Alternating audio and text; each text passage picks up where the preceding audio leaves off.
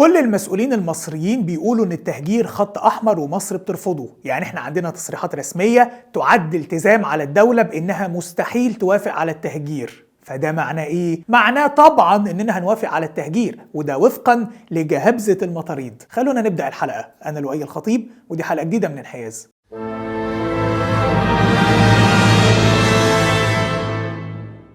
أظن من حق أي دولة إنها تحافظ على أمنها القومي، وكمان ليها الحق تقوم بأي إجراءات في أراضيها اللي بتمارس عليها سيادتها. أظن يعني محدش يقدر يختلف مع الكلام ده. الحقيقة أنا اضطريت أوضح البديهيات دي لأن الجماعة اللي نايمين على سراير الأجهزة المعادية طالعين ينتقدوا الإجراءات اللي بتاخدها مصر لحماية أرضها في سيناء، وبيقولوا إنها تهيئة لاستقبال الفلسطينيين من قطاع غزة. طب مين قال لكم المعلومة الخطيرة دي يا جماعة؟ هل نفي محافظ شمال سيناء امبارح كافي ولا القصة فيها إن؟ هل الموضوع اللي نشرت عنه وول ستريت جورنال وواشنطن بوست ونيويورك تايمز وسي ان ان والحرة والجميع بيتحدث عن نفس المعلومات تقريبا؟ أسامة، الموضوع ده ما بدأش من CNN ولا واشنطن بوست ولا نيويورك تايمز ولا حتى الحرة، ودي ملحوظة مهمة جدا لأن اللي بدأ يتكلم عن إن في جدار بيتعمل جوه الحدود المصرية وهنستقبل جوه الفلسطينيين هو أكاونت مشبوه على موقع إكس بيقول إنه مؤسسة سيناء لحقوق الإنسان. جابوا فيديوهات وصور لأعمال هندسية على الحدود وقالوا إن دي منطقة عازلة مصر عاملاها لاستقبال النازحين من قطاع غزة. مؤسسة سيناء دي مؤسسة مجهولة التمويل ومحدش عارف هي شغالة لحساب مين، فلما تقول معلومة خصوصا لما تكون معلومة خطيرة زي دي لازم نقف ونفكر فيها ونحاول نتأكد منها. وبعدين في سؤال مهم، هو احنا لو هنقبل التهجير وبدأنا نشتغل فعلا على الأرض علشان نمهد لاستقبال الفلسطينيين، الناس اللي شغالة في الموضوع ده وبينفذوه على الأرض، المهندسين بقى والفنيين اللي هم المفروض المصادر اللي اعتمدت عليها مؤسسة سيناء المشبوهة، هيبقوا كل دول عارفين كده عادي إنهم شغالين على مخطط لبيع سيناء؟ يعني مفيش ب3 جنيه سرية؟ وليه أصلا نعمل كده؟ يعني لصالح مين؟ في كواليس تحت الترابيزة بتتم، في تنسيق ما بين جيش الاحتلال بيتم. حط لي الناس دول في المربع ده، نحبسهم في القصة دي وسيبني انا بقى ادك واضرب ومحدش يتكلم.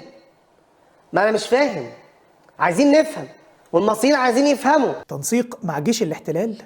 ايوه، يعني احنا هنستفيد ايه؟ وبعدين عايز تفهم ايه اذا كان الموقف الرسمي المعلن للقيادة وكل المسؤولين المعنيين من مؤسسات الدولة هو رفض اي اجراءات اسرائيلية في المناطق الحدودية وان التهجير خط احمر؟ فين الغموض في الموضوع؟ يطلع بقى سامح شكري بيقول نحن لا ننوي المشاركة في التهجير، لكن إذا فرض علينا الأمر الواقع سنتعامل مع الوضع وسنقدم الدعم الإنساني، ولكن هذا ليس مبررا لفرض الأمر الواقع. أمال يعني الأمر الواقع؟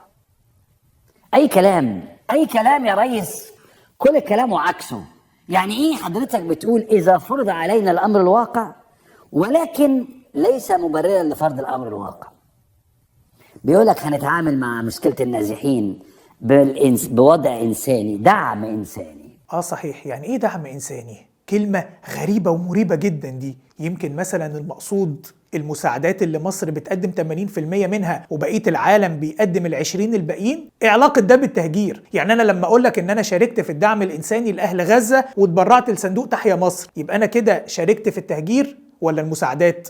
انتوا عيانين صح؟ وبعدين وزير الخارجية بيقول التهجير مرفوض وخط احمر. ايه تاني ممكن يتفهم من الكلمة دي غير ان التهجير مرفوض وخط احمر؟ القيادي بالاخوان المسلمين اسامة سليمان المتحدث باسم جماعة الاخوان المسلمين قال ارشح سامح شكري كوزير خارجية للاحتلال.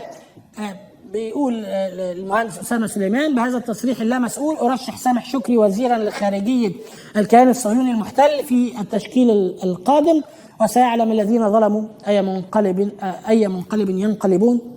صدق الله العظيم. وتحت هاشتاج سامح شكري لا يمثلني. لا يمثلك ليه؟ يعني علشان قال التهجير خط أحمر؟ انت زعلان ولا تعبان ولا عيان ولا ايه حكايتك؟ طيب احنا لو فضلنا نلف مع المطاريد مش هنخلص، بس انا عايز اقول حاجة مهمة قبل ما ننهي الحلقة. مصر رافضة التهجير 100%، ومفيش مسؤول مصري واحد مستعد حتى يتفاوض على التهجير، لكن كأي دولة فاهمة يعني ايه امن قومي لازم يكون عندها خطط لكل السيناريوهات وتستعد من بدري للتعامل مع اي طارئ، فطبيعي تشوف تحركات على الارض.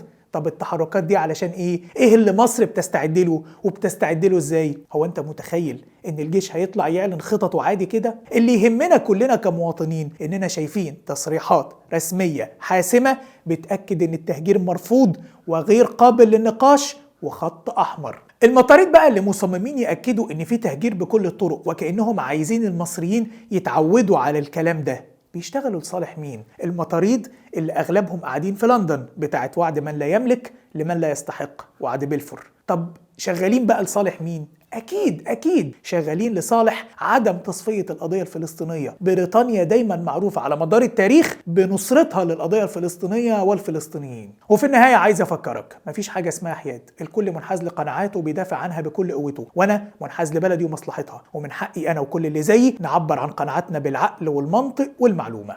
أشوفكم الحلقة الجاية.